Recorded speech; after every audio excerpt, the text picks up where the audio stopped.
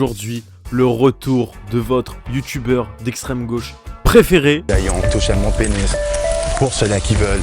Aujourd'hui, on va annihiler une patronne, entre guillemets, de gauche et quotidien, parce que...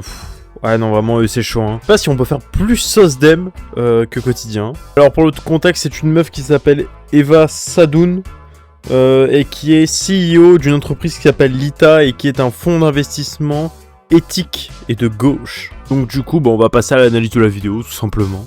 Mais ça reste de la finance, du pur capitalisme. Est-ce que... Enfin, c'est quoi votre ligne rouge? C'est pas du pur capitalisme. Le pur capitalisme, c'est... En fait, le truc avec ça, c'est que on va être, et là c'est un truc que je vais dire tout au long de la vidéo, il y a un bon et un mauvais capitalisme. Il y a des bons bourgeois et des mauvais bourgeois. En fait, ils sont dans une rhétorique où le problème, c'est pas le fait inhérent qu'il y ait des gens qui possèdent les moyens de production et des gens qui les possèdent pas et qui doivent vendre leur force de travail. Ils sont dans une logique du... Le problème, c'est les mauvais patrons. Mais il y a des patrons, s'ils sont éthiques, c'est bien. Et en fait, ils sont dans une logique paternaliste. Tant que t'es dans le même système de production, tu retrouves toujours les mêmes choses. Ce qui fait que, à la fin du 19e siècle, il y avait les paternalistes qui ont commencé à émerger, notamment les frères Schneider, par exemple. Les ouvriers étaient tellement maltraités qu'en fait, le paternalisme, ça leur a paru bien. Les frères Schneider, ils ont fait des trucs, nanani, nanana, machin. Les phalanstères de... je sais plus comment ils s'appelaient. Et ça a permis de donner une sorte d'alternative, entre guillemets, au patronat classique de cette époque. Sauf que, si vous connaissez bien votre marxisme, vous savez que, dès lors qu'un patron, il est présent, en fait, dès qu'il y a quelqu'un qui possède le moyen de production, ça fait qu'en fait, t'as des employés qui travaillent, et une partie de leur travail leur est volée. Et c'est ça tout le truc du communisme, en fait, qu'il faut comprendre, et du marxisme, c'est le travail et le vol du travail. Donc on voit bien que quand tu as les mêmes contraintes, c'est-à-dire un possesseur de moyens de production et un prolétaire qui doit vendre sa force de travail, et tu trouves les mêmes solutions, c'est-à-dire qu'en fait, y a certains patrons qui vont aller vraiment dans l'enculerie, d'autres qui vont essayer de se donner une image un peu mieux. Demander un droit de vote contre un projet d'expansion fossile. D'accord. Et c'était intéressant parce que cette campagne, je l'avais montée avec des ONG, des influenceurs, etc. Et j'étais la seule à avoir reçu un courrier. Parce que quand on touche à l'argent, là, d'un coup, on est un pion qu'il faut... Voilà. Et donc, à ce moment-là, elle nous fait un truc qui est vraiment... elle s'auto-poucave. En fait, elle fait plus ou moins du lobbying à certains moments. Et ça nous montre bien que, en fait, le capitaliste, il peut être aussi moral qu'il veut, il va continuer de des techniques du capitaliste. À faire du lobbying, de la pub, du marketing, à créer de la demande. Et en faisant ce qu'elle a fait, elle n'a pas fait quelque chose de moral, elle a juste plombé la concurrence. Il y a des fonds d'investissement qui n'ont pas de barrière morale, elle, son fonds d'investissement a une barrière morale, elle veut donc couler les fonds d'investissement qui n'en ont pas. Elle a juste trouvé une part de marché pour des gens qui ont envie d'investir leur argent dans des trucs, entre guillemets, moraux. Sauf que dans tous les cas, pour investir dans des trucs moraux, il faudra utiliser des matériaux, des objets, des circuits imprimés, de l'électronique qui a été créé de manière immorale. Quand ton téléphone il est fait avec des trucs extraits par des enfants au Congo, tu peux pas faire une entreprise qui est morale, ça n'existe pas, aucune entreprise n'est morale. Déjà la morale c'est assez abstrait, mais si on regarde factuellement, chacun d'entre nous, de par le capitalisme, est amoral.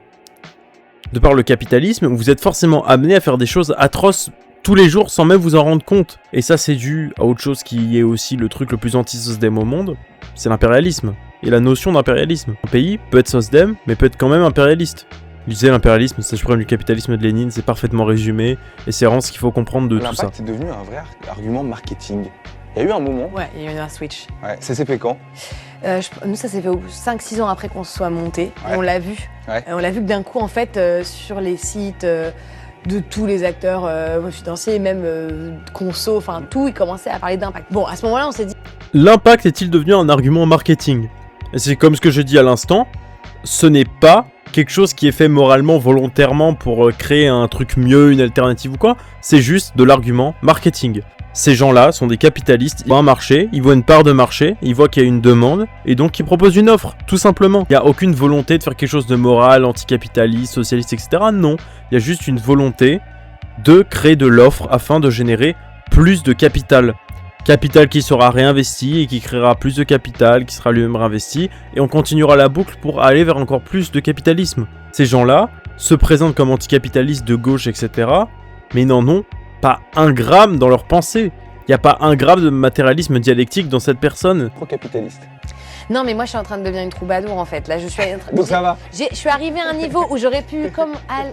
Je suis en train de devenir une troubadour, tout ça parce qu'elle fait de la musique, qui fait des trucs comme ça. Et c'est pas quelque chose qui est relatif à ce truc-là de marché éthique ou quoi. C'est quelque chose qui est relatif à la petite bourgeoisie, qui essaye de se donner une image pauvre et une image artistique. Que la petite bourgeoisie est littéralement anti-artistique. De se donner une image d'artiste un peu troubadour, un peu bohème. Le bobo bourgeois bohème, hein, elle en est l'incarnation et les gens de quotidien en sont l'incarnation. C'est une personne qui va vraiment être dans une dynamique d'imitation du prolétariat. C'est les prolétaires, et de par cette imitation, en fait, elle se moque des prolétaires, et elle est anti-prolétaire. Dans un monde de la finance qui est plutôt à droite, est-ce que le fait d'être de gauche, ça freine? Je pense que personne ne se doute du contraire. Dans un monde de la finance qui est plutôt à droite, est-ce qu'être de gauche, ça freine?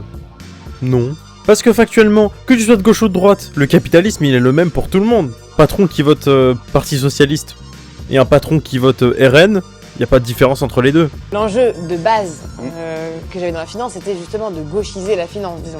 De gauchiser la finance et de lui donner une éthique. Comment veux-tu gauchiser un truc aussi atroce que la finance? La finance, c'est je pense, le truc le plus horrible qui existe du capitalisme. Tu peux pas gauchiser la finance, ça marche pas. Que la finance soit pas dirigée uniquement vers le profit, mais s'intéresse aux questions environnementales, sociales, etc. Que la finance ne soit pas exclusivement portée vers le profit. C'est le but en fait. Investir dans les trucs écolos n'est pas faire de la finance de gauche. De le faire dans une entreprise qui incarne pas l'entreprise en tant que telle, qui est hyper collective. Là, on a la semaine de 4 jours. Donc factuellement, pareil, on reste dans le même truc, de toujours être dans cette sorte d'arc SOSDEM étrange, où en fait, on peut être patron et vertueux, ça marche pas, c'est pas possible. Le truc de la semaine de 4 jours, c'est je pense la plus grande arnaque possible. La semaine de 4 jours, ça devrait être un droit, et là ça devient un privilège. Regardez, nous, chez nous, on a la semaine de 4 jours. Et du coup, si t'as la semaine de 4 jours, bah, ça doit être normal.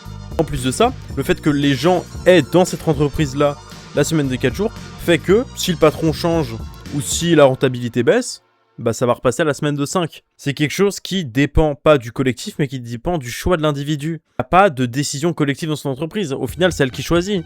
Un patron, même s'il demande l'avis à ses employés, bah il s'en fiche. C'est lui qui choisit. C'est lui qui possède les moyens de production.